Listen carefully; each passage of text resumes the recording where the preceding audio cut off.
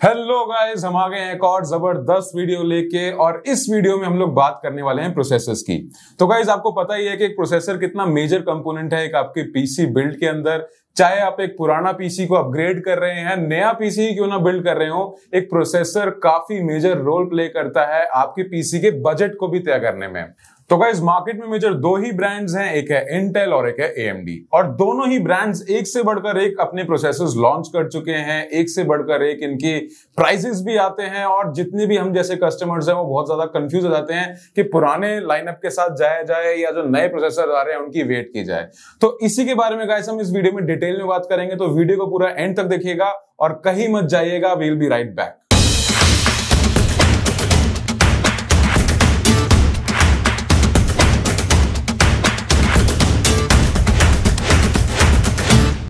तो guys, video की शुरुआत करने से पहले अगर अभी तक आपने हमारे चैनल को सब्सक्राइब नहीं किया है तो we request you please subscribe to our channel, क्योंकि हम ऐसे ही अमेजिंग वीडियोस बनाते रहते हैं। और अगर आप सब्सक्राइब करेंगे तो वहां पर साइड में जाके एक ऑल पर भी क्लिक कर दीजिएगा, जिससे कि हमारे चैनल से जुड़ी सारी की सारी इंफॉर्मेशन आपके पास से सबसे पहले पहुंचेगी।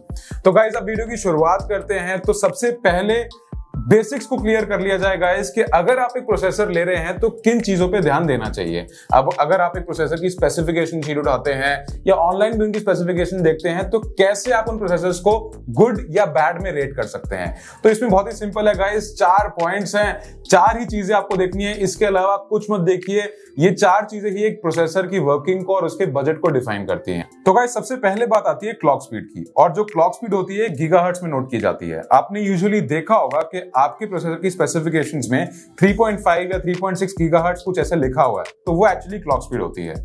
जो क्लॉक स्पीड होती है वो ज्यादातर आपके प्रोसेसर की स्पीड बताने के लिए एक नोटेशन होती है, और जितनी ये ज्यादा होगी उतना ही प्रोसेसर आपका तेज होगा। ज्यादातर लेटेस्ट सीपीयूज में क्लॉक स्पीड्स को एडजस्ट भी कर सकते हैं लोड एंड टेम्परेचर्स के हिसाब से। तो आपको स्पेक्स में एक बेस या फिर मिनिमम क्लॉक स्पीड देखने को मिलेगी, या फिर एक टर्बो या मैक्सिमम क्लॉक स्पीड देखने को मिलेगी, जो उस प्रोसेसर की मैक्सिमम ऑपरेटिंग स्पीड को डिफाइन करती है। तो गाइस, जो सेकंड मोस्ट इंपॉर्टेंट चीज है वो है कोर्स और थ्रेड्स। जैसे कि आप लोगों ने देखा ही होगा कि प्रोसेसर को आप 6 कोर और 12 थ्रेड का मानते हो या 2 कोर और 4 थ्रेड का मानते हो, वो एक्चुअली है क्या। बेसिकली गाइस, ये जो कोर्स हैं ये प्रोसेसर के अंदर ही एक प्रोसेसर्स हैं। तो बेसिकली ये हर कोर कोई ना कोई फंक्शन या टास्क हैंडल करने की कैपेबिलिटी रखता है। आजकल आपको मोस्ट कॉमनली 4 कोर या 8 कोर देखने को मिलेंगे लैपटॉप्स और सीपीयूज में। थ्रेड्स भी कोर्स की तरह ही होते हैं थ्योरेटिकली, इनका भी काम टास्क करना ही होता है। काफी प्रोसेसर्स में आपको मल्टी थ्रेडिंग देखने को मिलेगी, जिसमें एक कोर मल्टीपल थ्रेड्स जैसे कि 2 या उससे ज्यादा थ्रेड्स के फंक्शंस को झेल रहे हैं। इंटेल में मल्टी थ्रेडिंग को हाइपर थ्रेडिंग कहते हैं और AMD में इसको SMT कहते हैं, साइमल्टेनियस मल्टी थ्रेडिंग। तो आसान भाषा में मैं आपको बताऊं तो बेसिकली जितने ज्यादा थ्रेड्स होंगे उतने ही ज्यादा आप मल्टीपल एक्टिविटीज या मल्टीपल फंक्शंस अपने कंप्यूटर के साथ कर पाएंगे। तो गाइस, अब नेक्स्ट चीज आती है जो आपको स्पेसिफिकेशंस में देखने को मिलेगी, वो है आपके प्रोसेसर के TDP, जिसको हम कहते हैं थर्मल डिजाइन पावर। तो बेसिकली गाइस, ये आपके प्रोसेसर का पावर कंजम्पशन यूनिट होता है कि वो जो पर्टिकुलर एक प्रोसेसर है वो कितनी पावर कंज्यूम करेगा और कितनी हीट डिसिपेट करेगा। तो इसके बेसिस पे आप डिसाइड कर सकते हैं कि आपको कौन सा पावर सप्लाई चूज करना है, या फिर आपको अगर वो ज्यादा हीटेड वाला प्रोसेसर है, ज्यादा गर्म होता है, वो थर्मली हॉट प्रोसेसर है, तो उसको कूल करने के लिए कौन से आप लिक्विड कूलर्स या स्टॉक कूलर्स यूज कर सकते हैं। तो this would eventually define your budget of the whole PC build also, कि अगर ज्यादा हॉट या हॉट रनिंग प्रोसेसर है तो उसके लिए कितना ज्यादा खर्चा भी करना पड़ेगा उसको ठंडा रखने के लिए। तो this is a very major aspect जिसको आप जरूर ध्यान में रखिएगा। और लास्टली गाइस, बात आती है कैश मेमोरी की। आपने देखा होगा बहुत सारे L1, L2, L3 cache memory units दे रखी होती हैं। तो मेरे हिसाब से तो it is not a major concern जिसको आपको देखना चाहिए कोई भी प्रोसेसर चूज करने से पहले, क्योंकि इतना मेजर फर्क भी नहीं पड़ता कि आप उस प्रोसेसर को हाँ या ना करें उसकी कैश मेमोरीज देख के। बट बेसिकली ये उस प्रोसेसर की डाटा प्रोसेसिंग स्पीड्स होती हैं, जिसको अगर L1 की बात करें तो वो सबसे फास्टेस्ट होता है बट उसकी स्टोरेज सबसे कम होती है। L2 उससे थोड़ा स्लो होता है बट स्टोरेज थोड़ी ज्यादा होती है, और L3 जो होता है वो सबसे स्लोएस्ट होता है बट उसकी स्टोरेज सबसे ज्यादा होती है।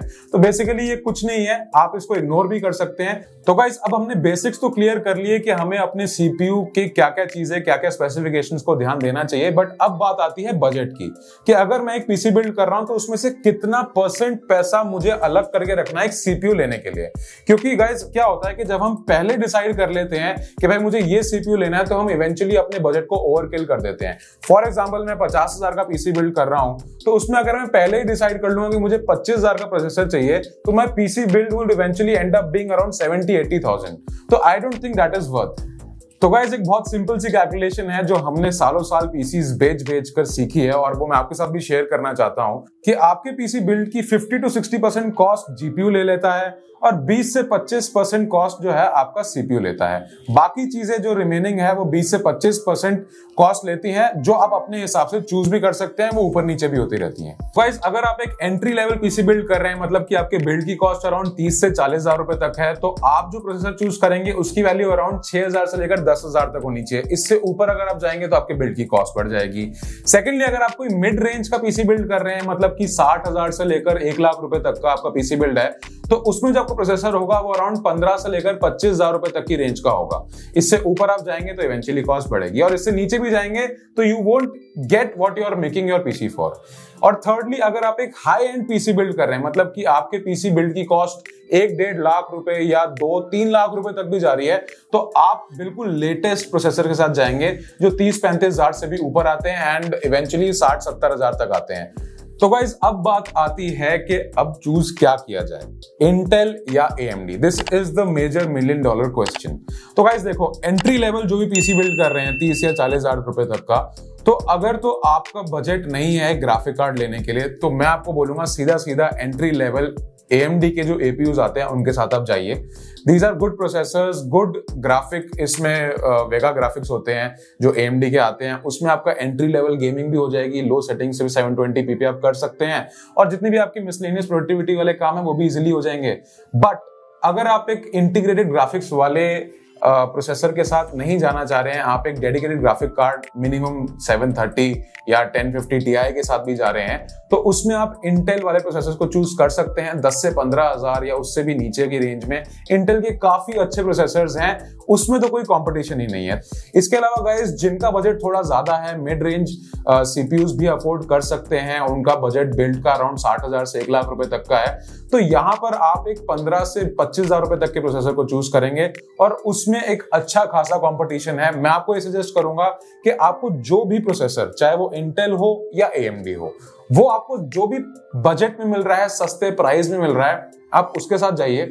आप ज्यादातर रिसर्च मत करिए, बस आप ये देखिए कि जो भी प्रोसेसर यूज कर रहे हैं उसके साथ इवेंचुअली आपका जो मदरबोर्ड है, या जो उसका थर्मल कूलिंग सेटअप है, या फिर उसके साथ जो लगने वाली एक्सेसरीज हैं, वो कोई एक्स्ट्रा एडेड एक्सपेंस तो नहीं कर रही हैं।